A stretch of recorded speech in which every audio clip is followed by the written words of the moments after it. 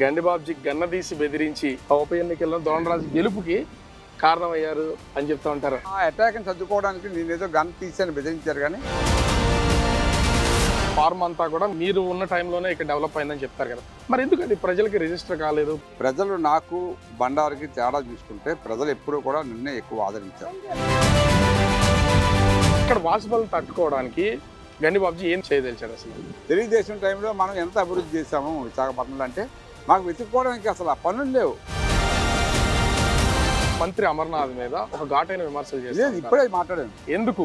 ఎన్ని కంపెనీలు ఇవాళ స్టార్ట్ చేశారు వైజాగ్లో చెప్పమానండి. ఎన్ని వేల మందిని తీసుకున్నారు ఐటీ కంపెనీలు కానీ, లేకపోతే ఏదో మ్యానుఫ్యాక్చరింగ్ కంపెనీ కానీ. జనసేన పార్టీకి మీ సీటు కనుక త్యాగం చేయాల్సి వస్తే అసలు ఆలోచన లేకుండా త్యాగం చేసే అవకాశం ఉందా? మీరు 90% పార్టీకి లాయల్గానే ఉంటామండి. రాజకీయాలు ఏం జరుగుతుందో చెప్పలేము.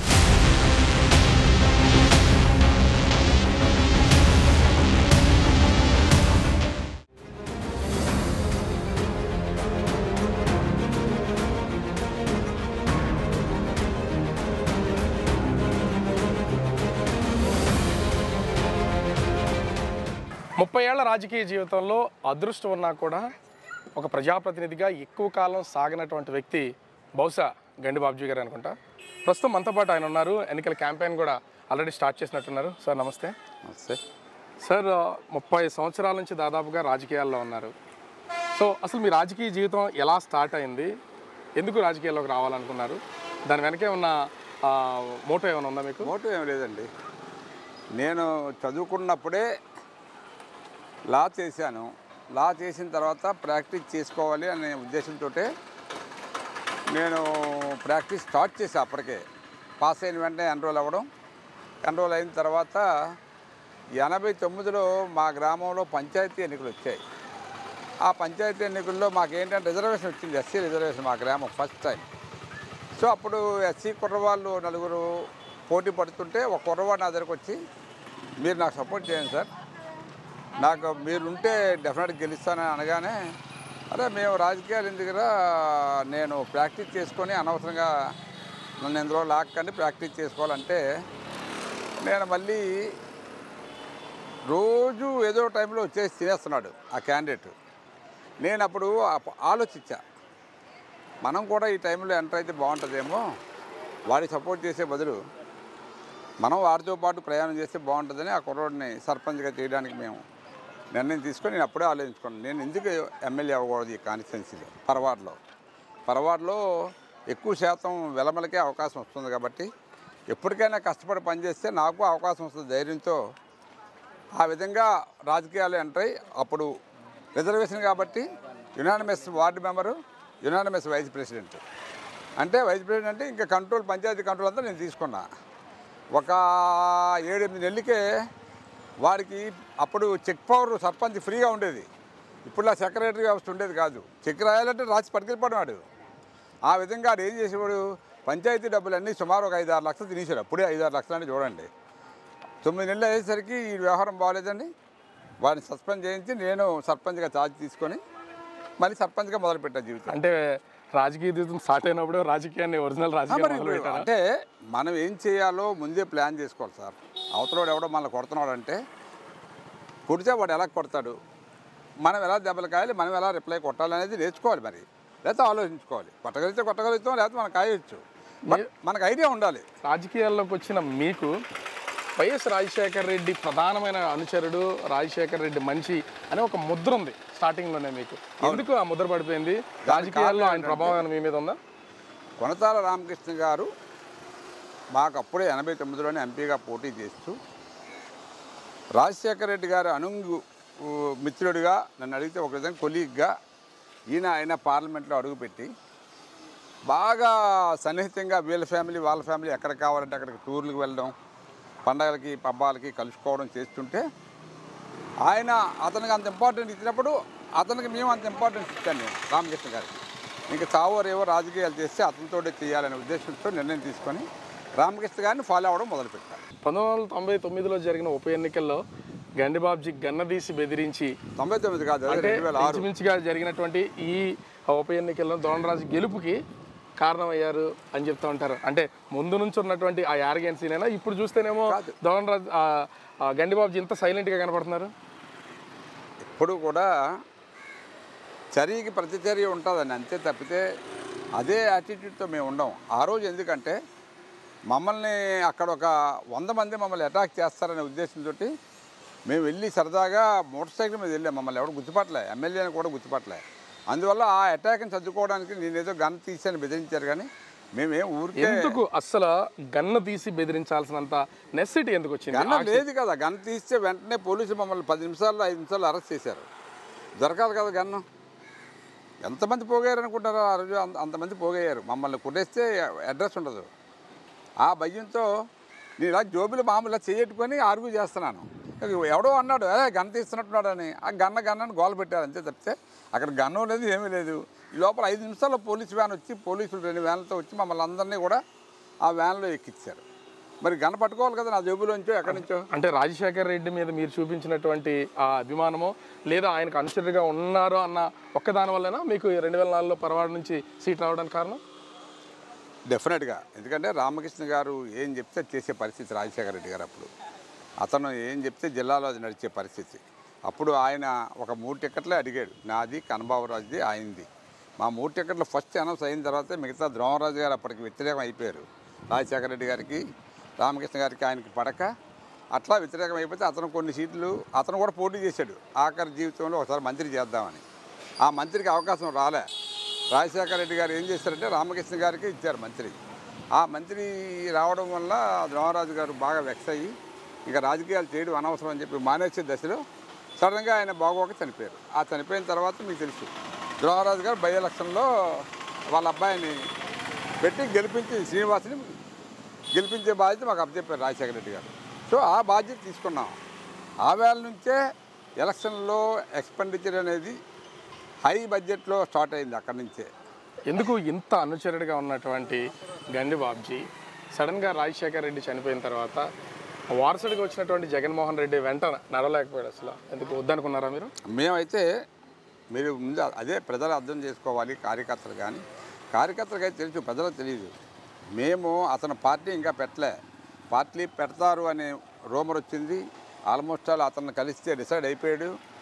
డిసైడ్ అయిపోయిన తర్వాత అతను పార్టీ పెట్టకముందే ఆ రోజు కాంగ్రెస్ పార్టీ గవర్నమెంటు, మేమందరం కూడా కాంగ్రెస్ పార్టీ అధికారంలో ఉండి ఆఖరణ వెళ్ళాలనుకుంటే మేము వెళ్ళొచ్చు. ఇక్కడ ఒక అధికారం అనుభవించి కార్యకర్తలను బాగు చేసుకొని వెళ్ళాలి యాక్చువల్గా మేము.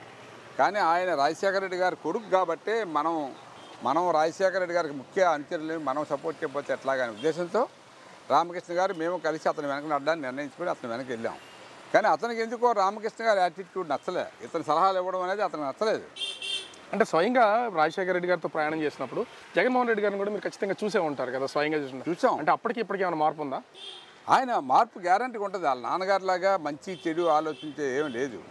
అతనికి మంచి అనిపించే విషయమే ఆలోచిస్తారు తప్పితే మీరు ఎంత మంచి అయినా మీ మంచిని గ్రహించడు ఆయన. ఇప్పుడు రామకృష్ణ గారు లాంటి నాయకుడిని అతను అనుమానించి రాజకీయాల్లో నువ్వు ఎందుకు పనికిరావంటే ఎవరుంటారండి?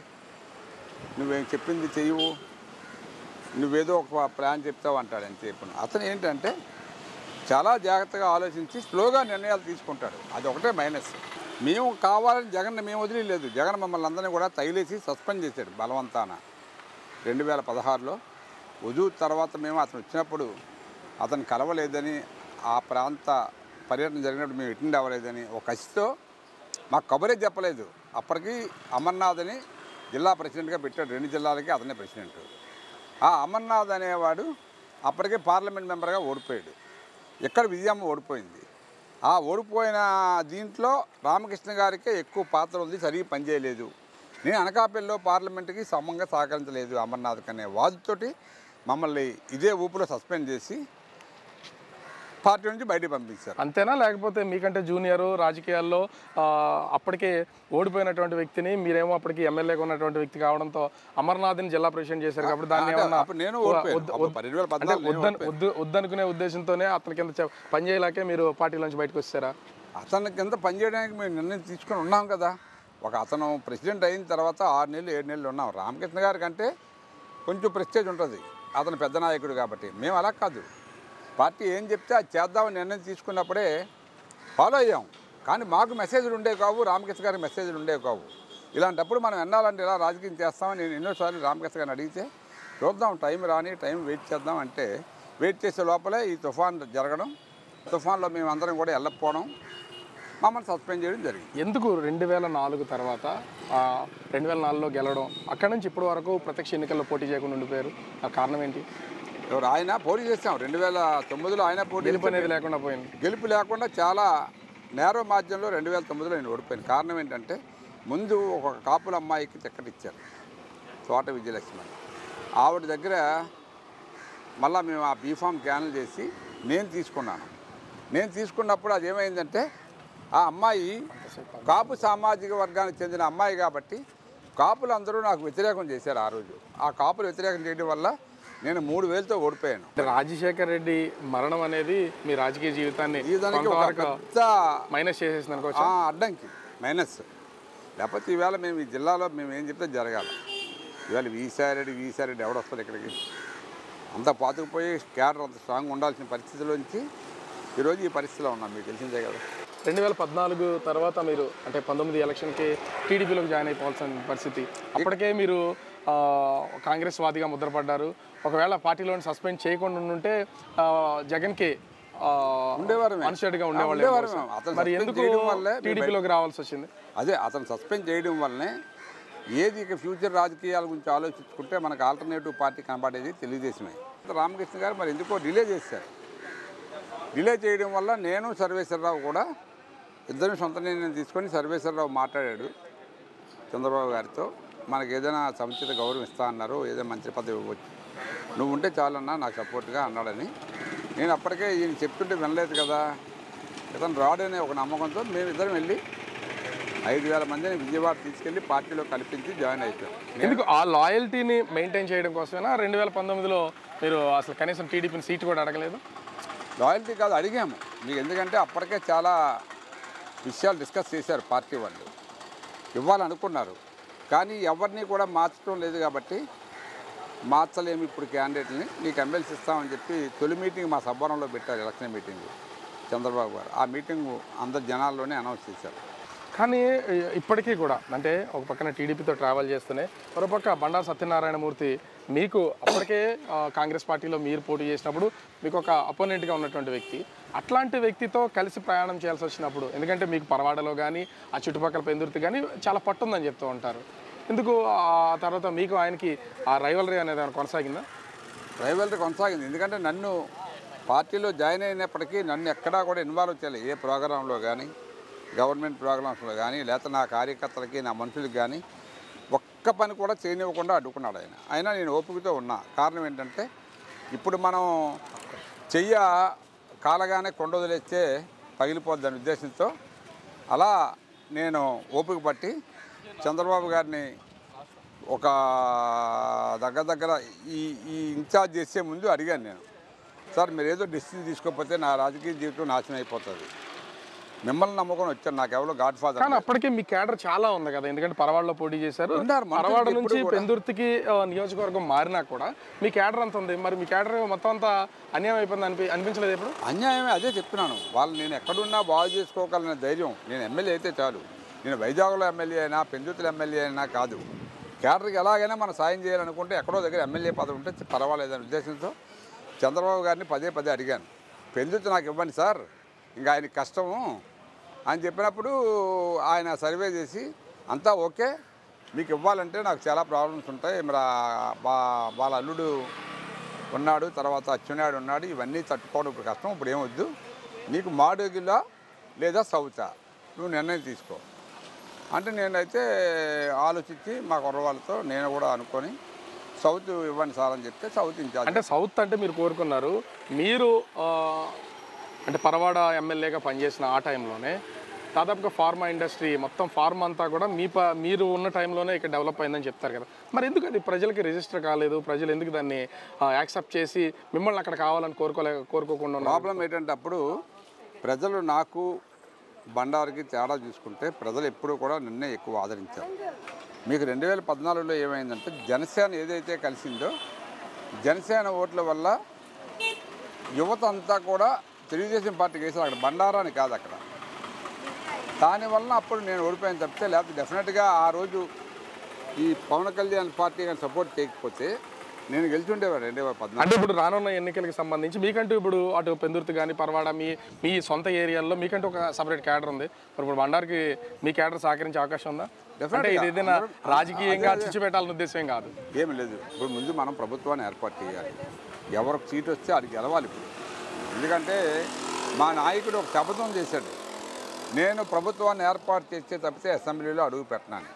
దాన్ని స్వాగతించి దాన్ని సపోర్ట్ చేసి గెలిచే పరిస్థితులు క్రియేట్ చేయాల్సిన అవసరం మాకు ఉంది. ఇప్పుడు అందరూ కూడా గెలవాలి. అంటే ఇక్కడ ముఖ్యంగా ఇంకొకటి చూస్తే మీరు ఇప్పటికే పెందుర్తి నాయకుడిగా చాలా కాలం ఇన్ఛార్జిగా ఉన్నటువంటి గండి బాబ్జీ సడన్గా సౌత్ కోరుకోవడానికి ఆంతర్యం ఏమైనా ఉందా? లాజిక్ ఏమైనా ఉందా దాంట్లో? లాజిక్ అంటే ఏం లేదు. టౌన్లో అయితే చాలామంది మా దగ్గర నుంచి ఎఫిలియేట్ అయిన వాళ్ళే. టౌన్ కొత్తగా ఇక్కడ పుట్టిన వాళ్ళు కాదు కదా. సౌత్లో పుట్టి ఎప్పుడో వచ్చిన వాళ్ళు చాలా తక్కువ మంది. కానీ విశాఖ సౌత్లో మీకు సరైన క్యాడర్ కూడా లేదు కదా. క్యాడర్ లేనప్పుడు ఎమ్మెల్యేగా పోటీ చేసి గెలిచి అంత క్యాడర్ మీ దగ్గర ఎక్కడ ఉంది? పికప్ చేసుకున్నాం కదా. ఇప్పుడు నేను చెప్తున్నాను కదా, రేపు టికెట్ వచ్చాక ఎలక్షన్ అయ్యాక తెలుస్తుంది క్యాడర్ ఉందా లేదనేది. ఇప్పుడు మీకు తెలియదు కదా. అంటే ఇప్పుడు పబ్లిక్లో తిరుగుతున్నారు మీరు, ఎట్లా ఉంది రెస్పాన్స్ పబ్లిక్ నుంచి? బ్రహ్మాండంగా ఉంది. ఇంకోటి చెప్తున్నాను నేను, చాలామంది ఇక్కడ అందరూ కూడా మా ప్రాంతాల నుంచి వచ్చి సెటిల్ అయిన వాళ్ళే.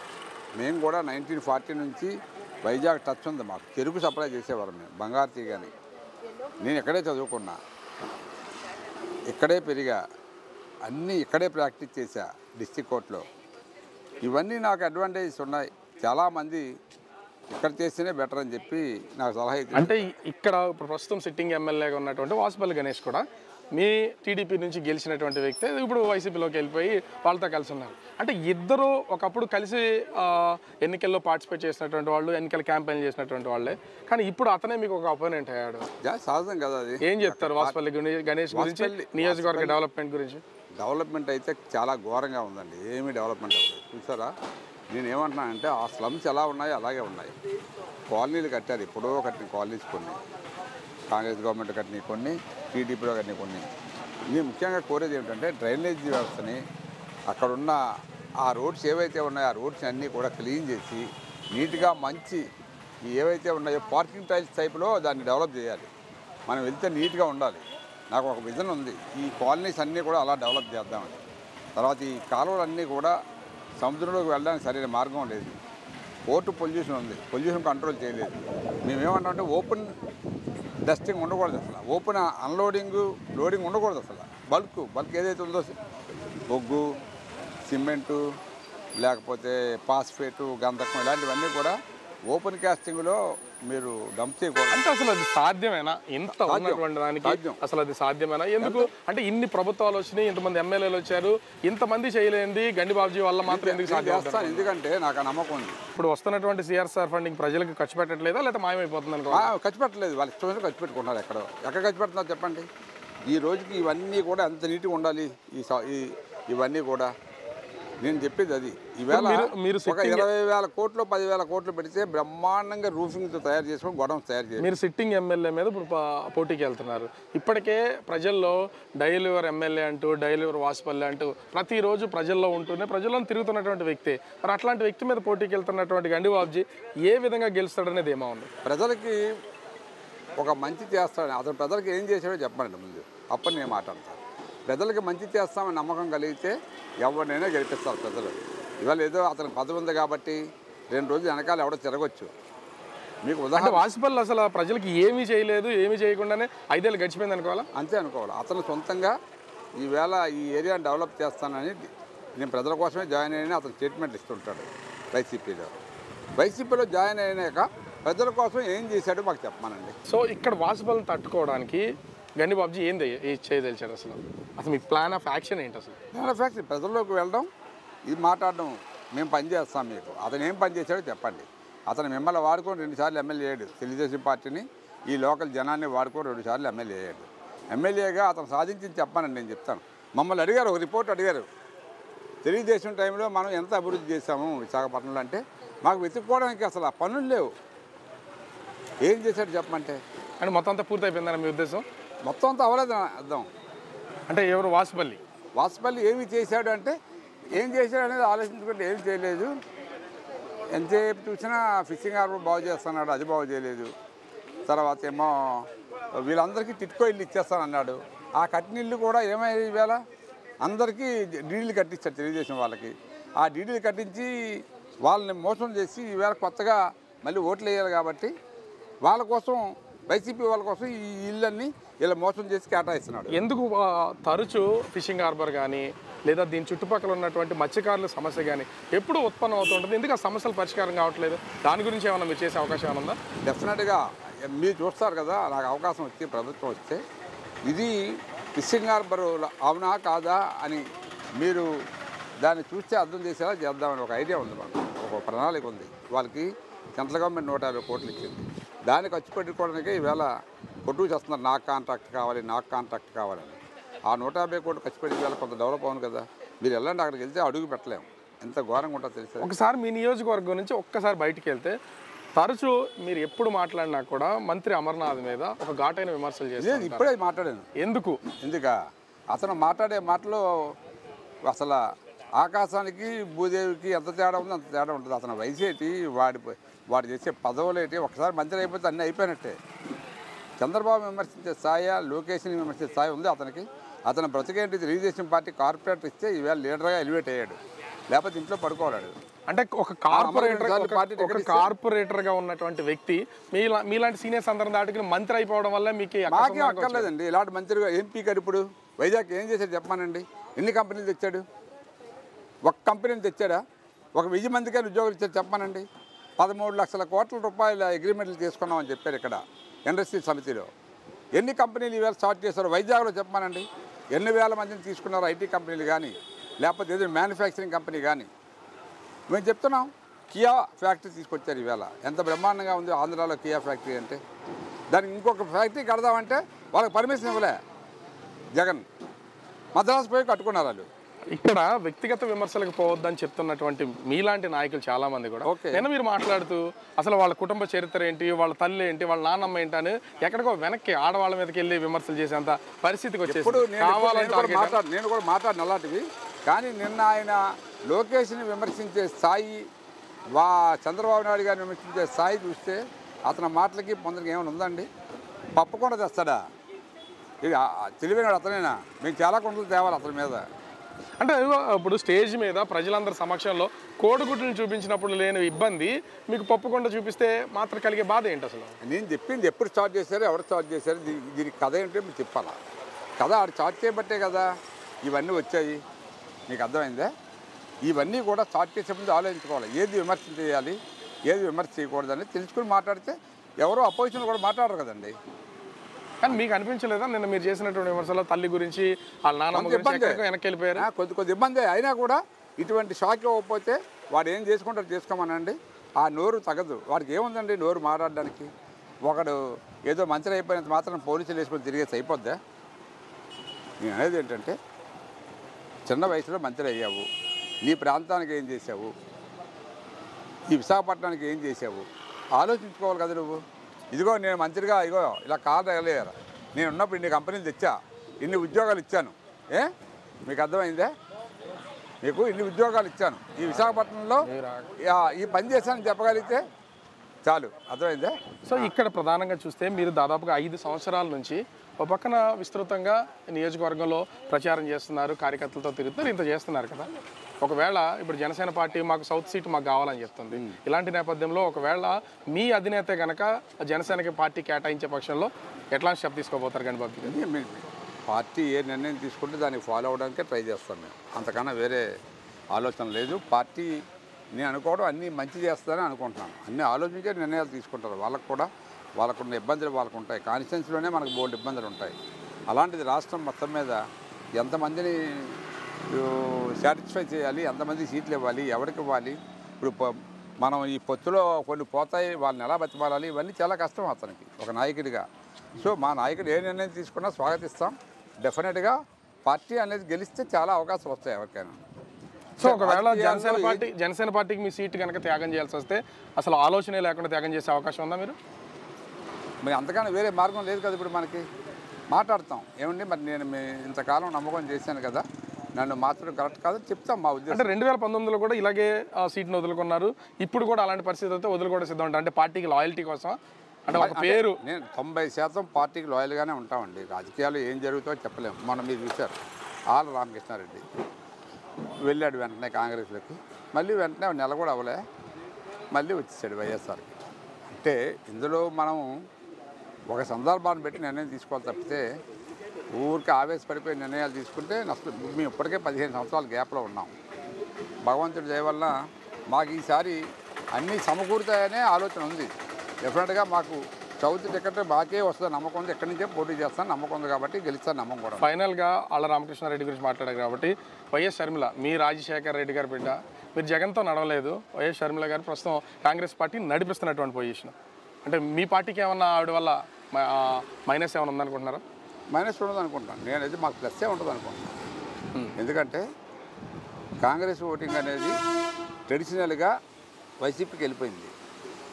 కాంగ్రెస్ నుంచి పుట్టే నాయకుడు కాబట్టి, రాజశేఖర రెడ్డి కొడుకు కాబట్టి ఈ ఓటింగ్ అంతా కూడా అతనికి వెళ్ళింది తప్పితే మిగతా ఓటింగ్ అంతా కూడా అది ఎగనిస్ట్గా ఇప్పుడు మాకే ఉపయోగపడుతుందని అనుకుంటున్నాను. ఇప్పుడు జగన్కి వెయ్యి ఆవిడ గడ్డ ఎగనిస్ట్గా ఉంది, అందువల్ల మాకే ఉపయోగం ఉంటుందని నేను అనుకుంటున్నాను.